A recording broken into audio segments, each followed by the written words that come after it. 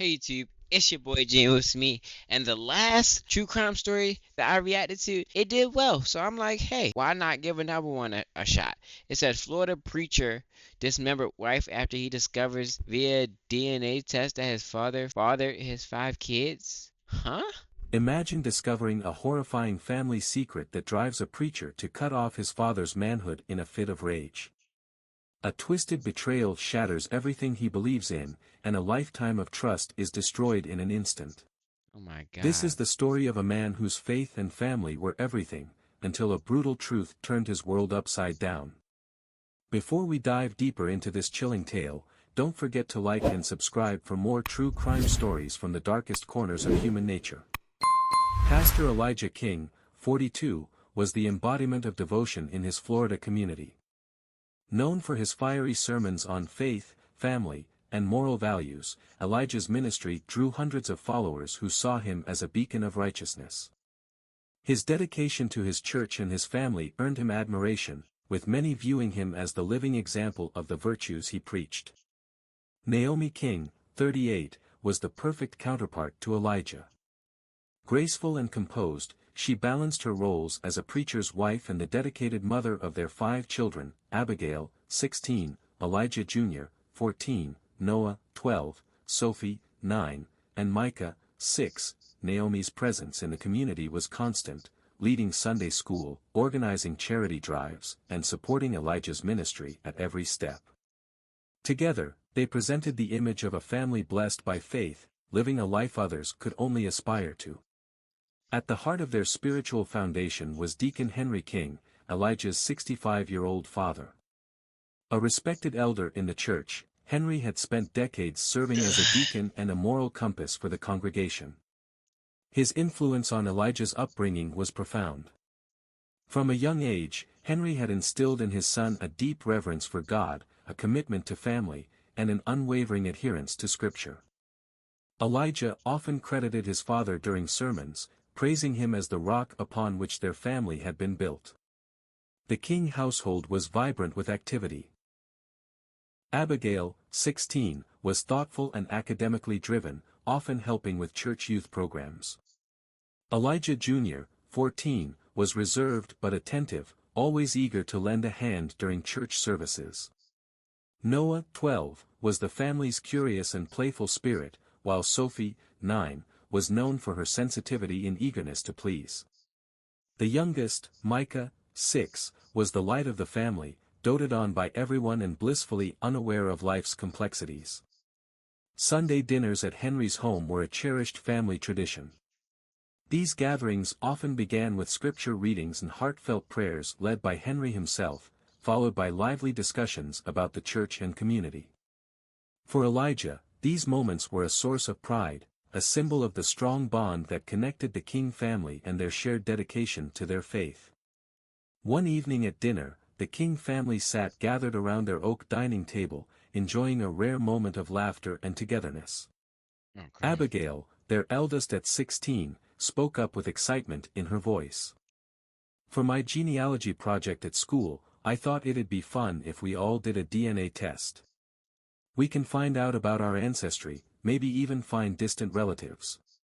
Her younger siblings EJ, 14, Noah, 12, Sophie, 9, and Micah, 6 buzzed with excitement, chiming in with their guesses about hidden royal bloodlines or mysterious family origins. Elijah, always supportive of his children's pursuits, smiled warmly. "That sounds like a great idea. It'll be something we can all do together." Across the table, Naomi's smile faltered. She reached for her glass of water, her fingers trembling slightly. "I don't know, Abby," she said softly. "These things aren't always accurate, and they can be Uh-oh. invasive." Her voice trailed off as she glanced at Henry, who was seated at the head of the table, his usual stern expression unchanging. "Come on, Naomi," Elijah said, brushing off her hesitation. "What's the harm? It's just a fun family activity, and it'll be good for Abigail's project." Mm-mm-mm-mm-mm. He reached over and placed his hand over hers, offering her a reassuring smile. "We've got nothing to hide." Naomi looked at him for a moment, her expression unreadable, before Uh-oh. nodding slowly. "All right," she said, her voice barely above a whisper. The children cheered as Elijah pulled out his phone to order the DNA kits. Henry gave a tight smile but said nothing, sipping his coffee in silence. A Oh few my weeks later, God. the results arrived. Abigail eagerly gathered everyone around the computer as Elijah logged into the website.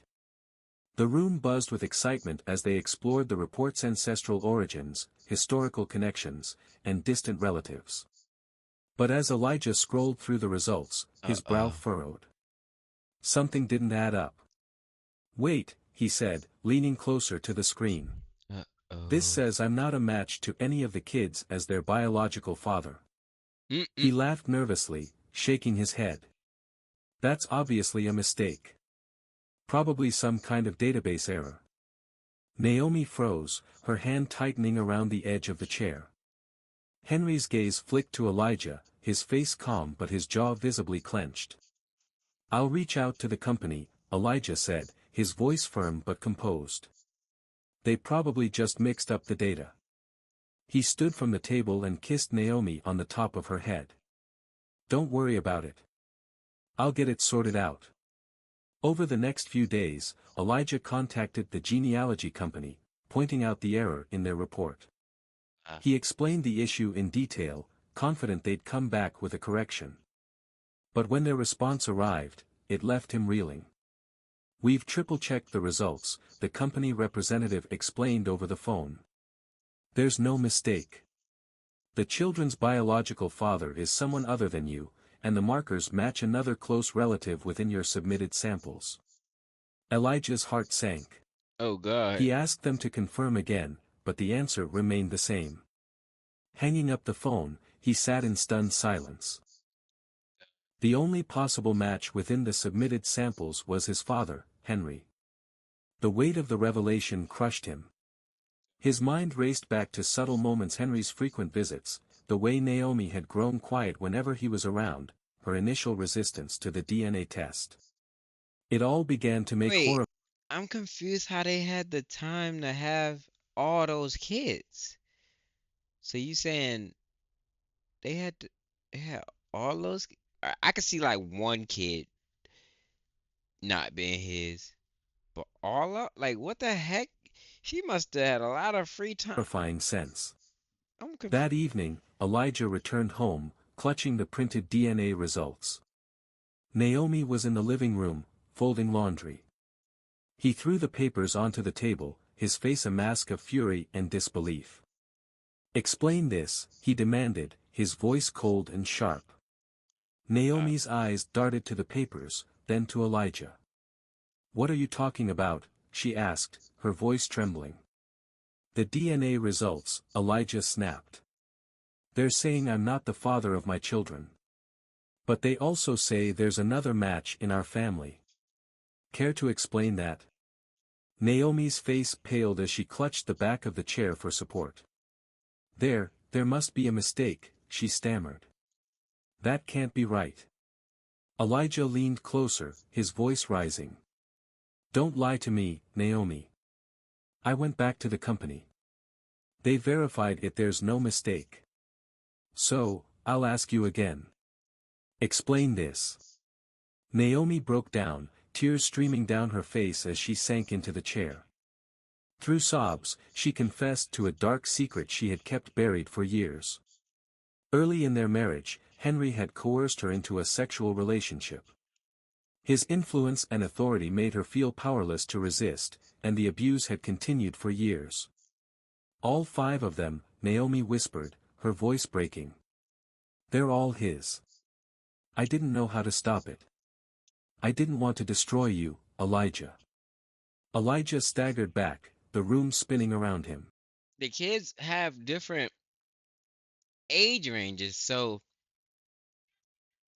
this is just crazy. The woman he loved, the father he revered, they had shattered his life in the most personal and devastating way imaginable.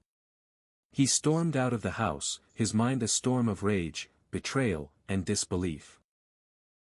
Elijah King Yeah. sat alone in his car that night, the weight of Naomi's confession pressing down on him like a physical force. His mind raced, each thought darker and more chaotic than the last. The life he had built, his faith, his family, his ministry, had been a lie. Crash out time. His children, his pride and joy, were not his. His Mm-mm-mm. wife, the woman he had trusted above all, had been trapped in a horrifying secret. And his father, the man who had raised him, guided him, and taught him to live by Wow. God's word, was a monster. The emotions came in waves: shock, pain, disbelief, then anger so blinding it took his breath away. Elijah gripped the steering wheel until his knuckles turned white. Tears streamed down his face as he shouted into the empty car. Why? How could they do this to me? He slammed his fists against the dashboard, the frustration boiling over. He drove aimlessly for hours, the streets of his quiet Florida town empty under the moonlight. Memories of family dinners, sermons about forgiveness, and the moments he thought defined his perfect life flooded his mind, now tinged with betrayal. Everywhere he turned in his thoughts, he was met with lies. Everything makes sense, and the reality is normal when you believe it's true. But once the cracks come in, things start to add up. Like, oh yeah. As dawn broke, Elijah found himself parked at the edge of a lake, staring out at the water. In the stillness of the morning, his pain began to transform into something colder, sharper: vengeance. The betrayal was too great to forgive, the wounds too deep to heal.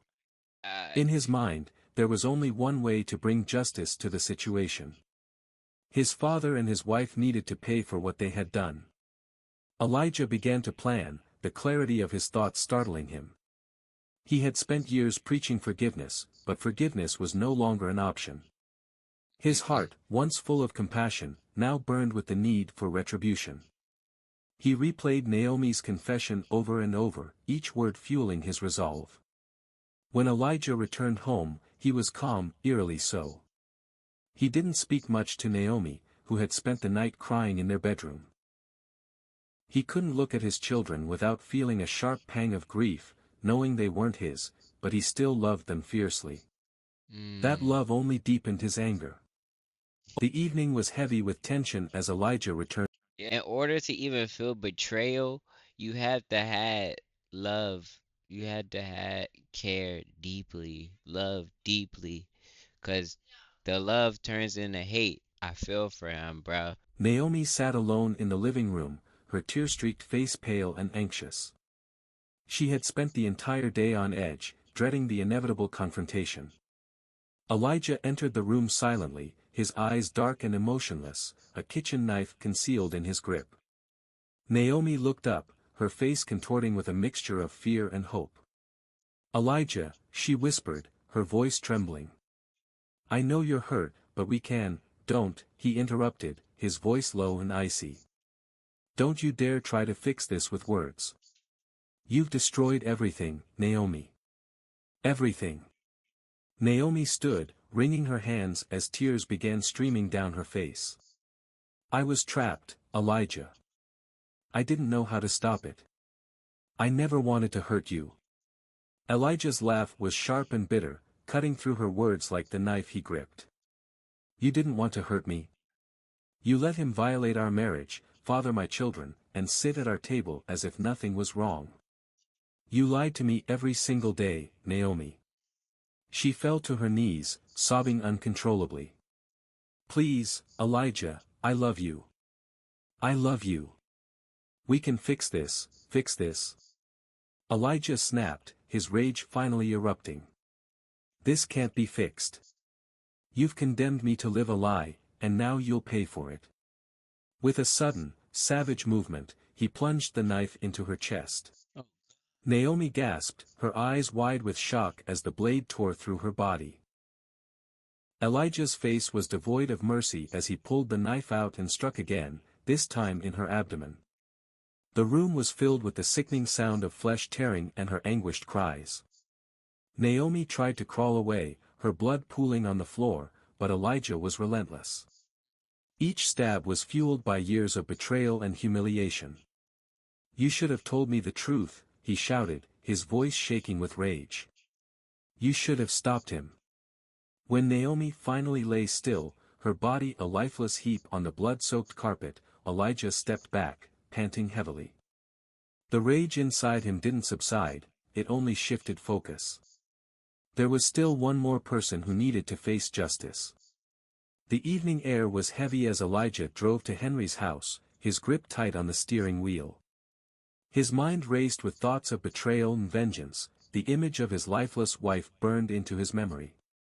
He had nothing left to lose, and justice, in his eyes, demanded blood. Bursting through the door, Elijah found Henry sitting at the dining table, a cup of tea in hand and his Bible open in front of him. Startled, Henry looked up. "Elijah? What are you doing here?" he asked, his voice tinged with confusion and a flicker of fear. Elijah didn't respond. Instead, he threw the crumpled DNA results onto the table. "Explain this," he demanded, his voice low and simmering with rage. Henry's eyes darted to the paper and then back to Elijah. "I don't know what this is," he said, his voice faltering. "Don't you dare lie to me," Elijah snapped, his hands trembling. "You've been violating Naomi for years, haven't you? You fathered my children." Henry stood, raising his hands as though to calm his son. "Elijah, listen to me. It's not what you think, don't lie."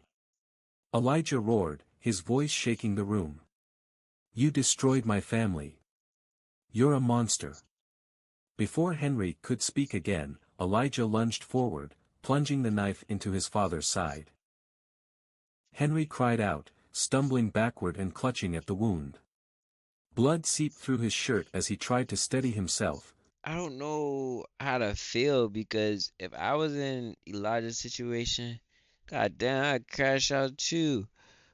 But it's messed up that he's killing these people. But you gotta understand, like years of lies and lies and lies, and he thought he was living right by being a man of God, a preacher, and the same person who got you into the word, loving God, is the same person that betrayed you, and the same person you marry didn't speak up like, hey, your father and I are doing something, or if her father was raping her, if his father was raping her or something, she never told him. But Elijah didn't stop.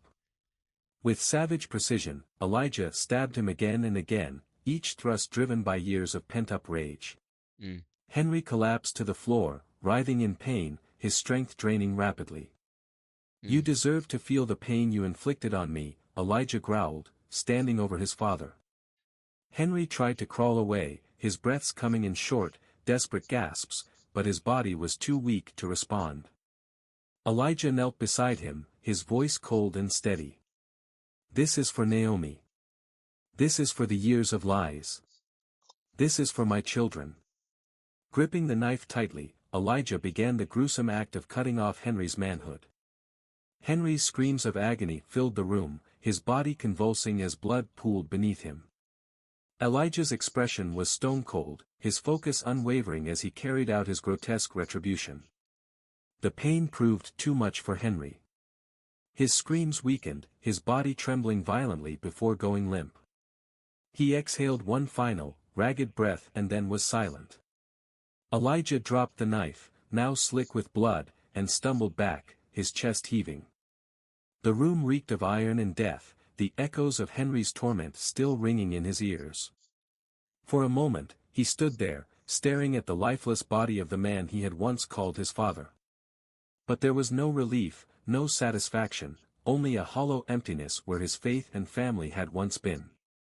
Elijah walked out of the house, his clothes soaked in blood, then he sat on the front porch. The quiet neighborhood erupted in chaos when police arrived at Henry's house, responding to frantic calls from neighbors who had heard horrifying screams and crashing noises.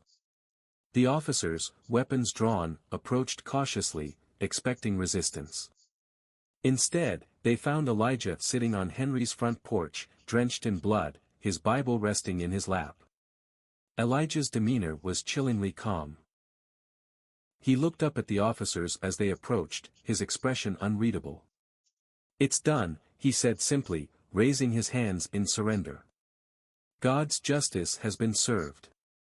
The officers quickly handcuffed him. You know, the people who submit to God, they have a different way of judgment and also a different amount of anger in them. Yeah, ugh, don't play with people, man.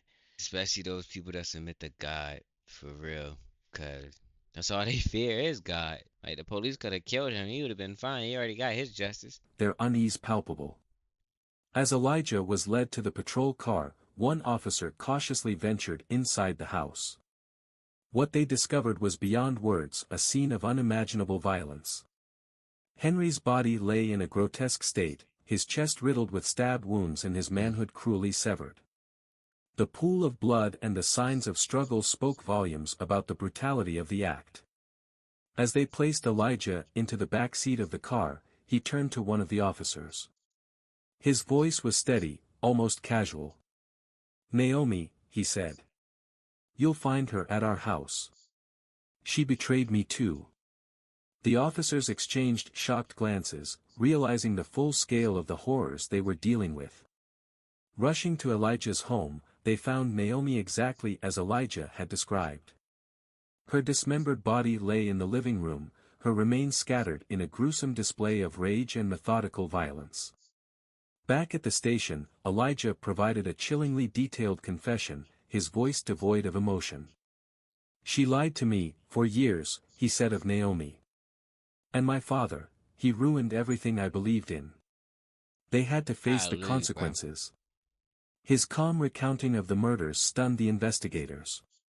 When pressed on his actions, Elijah simply replied, "They destroyed our family. I just finished what they started."